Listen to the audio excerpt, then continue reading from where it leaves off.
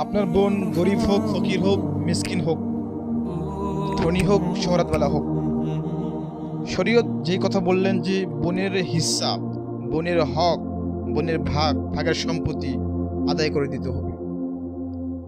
অনেক মানুষ যে ভাইগুলো বোনের হক মেরে খাচ্ছে, তার সাজা কি হবে মরার পরে জানেন? মরার সঙ্গে সঙ্গে কবরের মাধ্যমে আযাব স্টার্ট আরম্ভ হবে ওই ভাইগুলোর। সেই ব্যক্তির নামাজ, রোজা, হজ, যাকাত কোনো ফায়দা নেই। যে ব্যক্তিগুলো, যে ভাইগুলো বোনের হকের সম্পত্তি মেরে খেয়ে বিল্ডিং দিচ্ছে, বা বোনের সম্পত্তি মেরে খেয়ে আরো সম্পত্তি বাড়াচ্ছে, তাদের ইন্তজাম, তাদের অনেক বড় একটা সাজা পৃথিবীতেও হবে এবং কি কবরে হবে।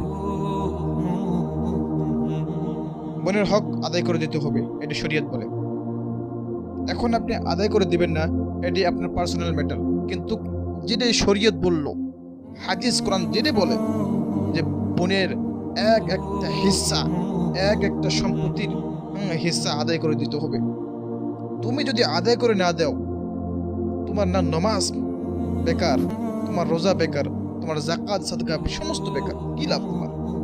তুমি আদায় করে পারছো না।